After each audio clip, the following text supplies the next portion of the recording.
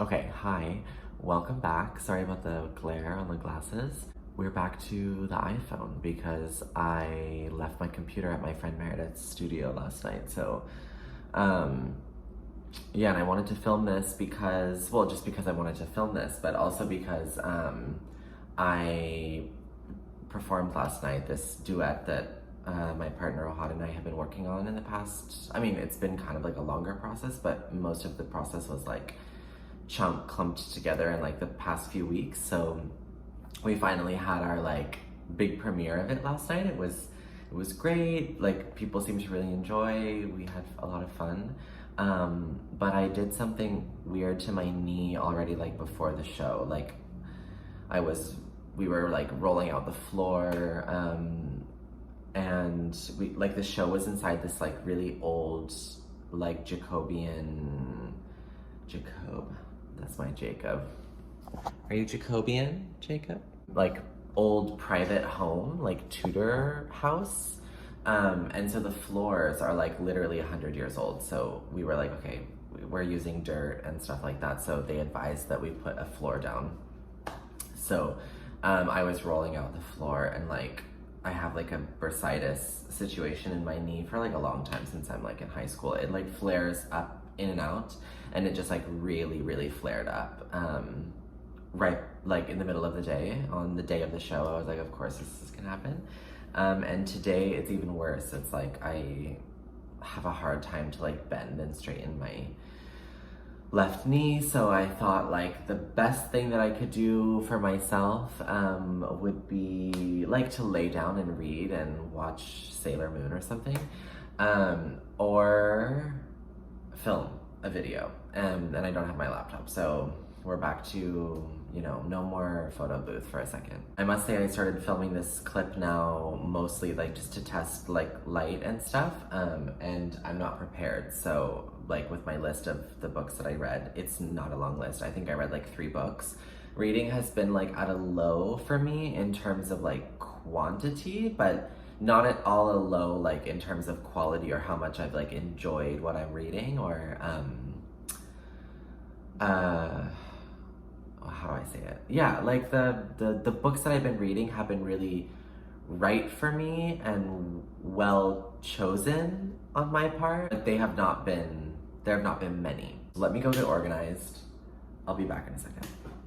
Okay, so I have the books.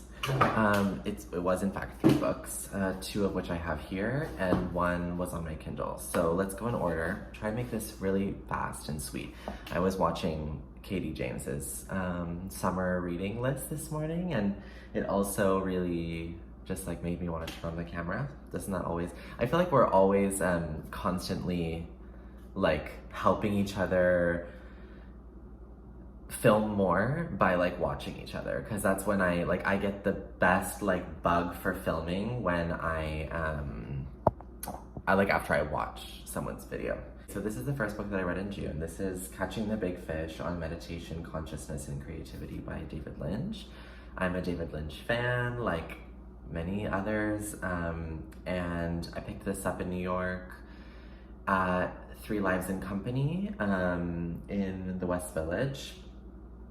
And I just, I really wanted to read it. I've read a lot about the way that David Lynch talks about ideas as fish, and like, so catching a fish is like looking for an idea or catching an idea for whatever it is that you want to do. So for him, like a lot of the times it's films or it's painting or it's music, but it can be like whatever that form is for you. So I was like familiar with the idea of the way he talks about creativity and finding inspiration and finding ideas, and also that he practices transcendental meditation. Yeah, this is basically a book about all those things. It's in really like short little like snippets. You can see how dog-eared it is, almost every page, many underlines. Yeah, I would say like I really liked, what I liked most about this book were like little background bits into like days of filming or rehearsals, or like someone who's interested in a film and obviously like likes David Lynch the most through his films. And I like his other work as well. Like I use his music a lot for things. But like the film aspect of this book was super interesting to me. And like the meditation part less, just because it felt a little bit repetitive, but like, yeah, I mean, just like David talking about creativity, talking about how meditation has helped kind of like give him access to like a deeper water to get deeper fish, to get like deeper ideas, is very interesting. And yeah, just the way that he talks about Los Angeles and just like different, like, yeah, it's great. If you like him, if you're interested in his work, so I think like this is a very cute one, I would say. Like, yeah, lots of great sentences that I wanted to like write down on little pieces of paper. Like that's what my partner does, like writes things on pieces of paper and puts them with masking tape on the wall. And so this book is like full of those kind of sentences to like remind you. He's the artist that I always go to kind of like remind myself, and I think I've said this before, so I like, pardon me if I'm being redundant, but like in previous videos I've said that like he's the artist I go to remind me that like I don't need to make art or do things like other people. Like, you know, everyone has, what am I trying to say? Like everyone has their own way, and like he's the one that'll be like, just follow your idea. Like who cares if anyone likes it? And like I promise you, if you follow your ideas like hardcore with like passion and time, like people will give you money. Basically, which is just sometimes nice to have that reminder. Then I picked this book up in Salt Lake City when I was working in Utah. There was an amazing three-story rare bookshop. I think it's called something Sanders. It's like, Ken Sanders? Maybe it's Ken Sanders Rare Bookshop. It's 3 levels of used and new books, and also like very rare books. And ranging from like, yeah, just like every fucking book you can imagine is probably in there. And it was so fun to go and just like, can you imagine me like walking around there? And I found this poet who I didn't know before. This is Michael McClure. He is like kind of one of the founders of like beat poetry.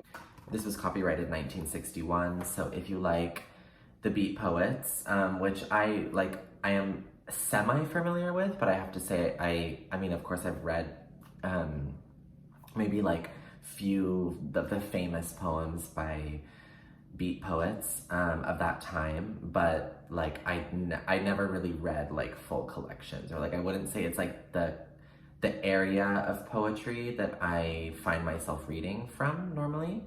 I don't know if someone in that bookshop like likes him a lot or something, but he was all over the displays. One book I can't remember the title of, but like I just flipped open and thought like, oh, this is totally like the kind of language that I like. So so I found this one. It was like the cheapest one I could find for $10. And this is called The New Book, A Book of Torture, which I just like really love the title of. I don't know what that beeping is. I think it's my dishwasher. And this book is a book of poems that were written on psychedelics. So like obviously it makes sense given the time that like I opened it, and when I was reading, before like really, you know, reading cover to cover, I just like popped it open and I was like, okay, sounds like you're high. And then the first page is kind of like an author's note, and it says that like the new book, A Book of Torture, was written in a psychedelic state. It was written following and during use of many hallucinogenics and psychedelics. and that like he'd gone too far with them, and it had like really, really taken him to like a severe, severe darkness. And so these are written like through those states. So they're very, very dark. I mean, a book of torture. But I thought it was really inspiring, like just whatever was coming out of that guy in those deep, dark, psychedelic moments. Just the language is very raw. I'll just say one, very hard for me to describe, but like a lot about color, fire, blood, texture, darkness, like the human voice, the body, animal forms. Like I love all of these things kind of mixed up. There's like an ode to Jackson Pollock, which is super interesting. The gaze, the male gaze towards women a little bit is like a bit off-putting to me at times. That's the one thing that I would say like made me uncomfortable, but it wasn't very often, so like I could get through it. And yeah, like I like poetry that has to do with like hair, fur, like claws, nails, like a beast. What else is in here? Like a lot of, I don't know how to, like, but then like mixing all of that with like curtains and silk, and like it's very textural, I guess is what I should just say. There's just one quote. I put a lot of quotes on my Instagram. And one quote that I just think is like, or one line is, "My skin is the cliff of my being and I have fallen from it." And I just think that that's like an amazing fucking sentence. My skin is the cliff of my being and I have fallen from it. So I thoroughly enjoyed this. I'm very, like my interest has been very piqued on him specifically, and I'd like to read more of his work. And there was one part in here that I thought to try to memorize and use for something. So I also look at poetry for things like that, which I think I've said in the past as well. Ben, this is not a fast video. I cannot manage to get through things quickly. The third book and last book is Practice by Rosalind Brown. This I had, I guess, as an ARC from FSG. So I got that on NetGalley, I guess, months ago prior to its publication. I think it just came out in the end of June, if I'm not mistaken, or beginning of July. Well, now it's the beginning of July, so I'm not sure. I know that it's out already. I was flying back from Salt Lake. I got delayed and I missed a connection, so I had to like sleep one night in Denver, and I didn't like have, and then I was seated in the exit row on the way back, and like I couldn't have my bag with me. It had to be up, and it was like where all my books were, and so I just had my Kindle, and I was like, okay, this at least I can slip in the little thing like in my seat, and I don't even know really what's on it because I haven't read on my Kindle for a while.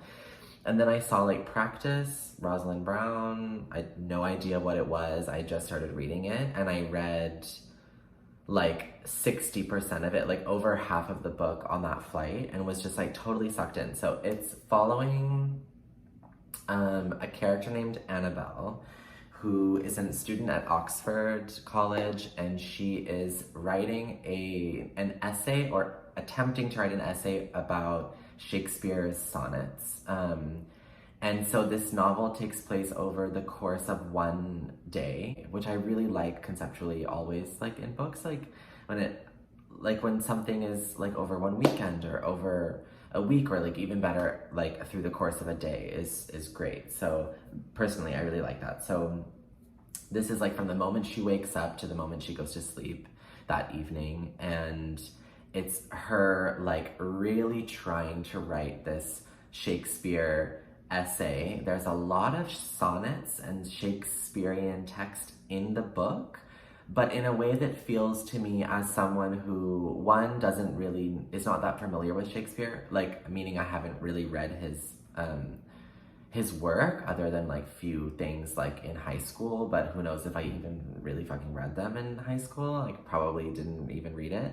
And I like Shakespearean, if you had said this is a book about Shakespeare sonnets, I would say like I don't think I'm gonna read that book. So I'm really happy I didn't know anything about this book before I opened it. But there is like a good amount of sonnets in the book, but they're woven in a way that feels to me like very digestible. Like the text is not necessarily digestible, but like the way it feels in like the modern story that we're reading in Rosalind Brown's book is very like well woven. And she basically is like having just a very difficult time writing this essay. And she's also like dealing with so many intrusive thoughts, and specifically like ones of like eroticism and lust.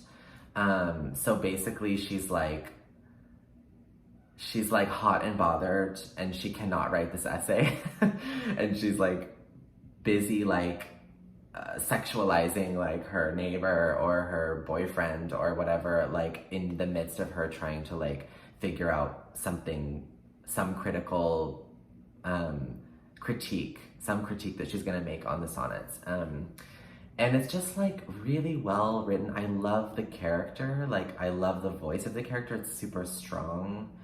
And Annabelle is also like, has these two characters that she kind of like, that are intruding her thoughts, which are like the scholar and the seducer.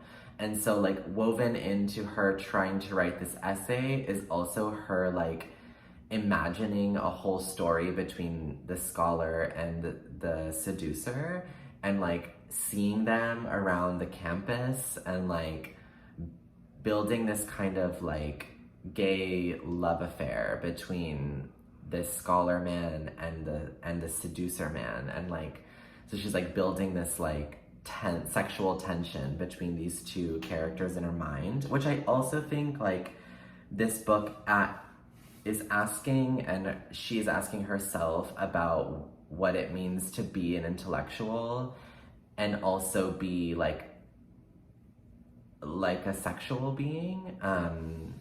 Or at least like that was an interesting intersection for me, was like there is a part of her that is like a seducer, and there's a part of her that is a scholar and like really cares about thinking and digesting and thought and kind of seriousness. And there's another side of her that is like much more, you know, multifaceted and wild.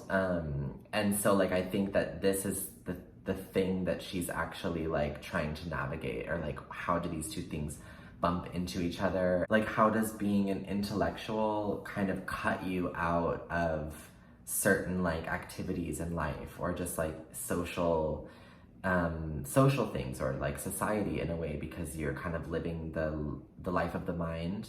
And so she's at like war with that in herself, I think. And it's just a really great book. Like I just was really loving Rosalind Brown and how she built this story, and it made me way more interested in Shakespeare than I ever have been in the past. So I like thank her for that as well. It was just good. I don't know, it was just really good. I recommend it definitely as like a nice, fun, thinky, also hot and sexy novel. It's like a perfect blend between that. Like, yeah. So if that sounds nice or interesting for you, I think that you'd really love it. I definitely look forward to reading more Rosalind Brown, and it just really reminds me how great it can be to like not over curate your reading by like reading a lot of blurbs, or like trying to figure out like what exactly would fit your mood, and like also just landing on a book and opening it and not knowing anything about it. And like I actually feel like that has got me reading, but like I have a whole stack of books next to my bed, for example, which are all like books I'm super interested in, but because I know too much about all of them, I'm like, I can't decide what to choose, or I don't know what fits me. And so like they just fucking sit there and I don't read them. And in this case, I just picked up something I didn't know anything about and really enjoyed it. So that was also like a boop for me as well. Like I should do that more. I'm gonna go snuggle my sweet angel, and that's it. I think my phone is dimming because it's gonna die soon.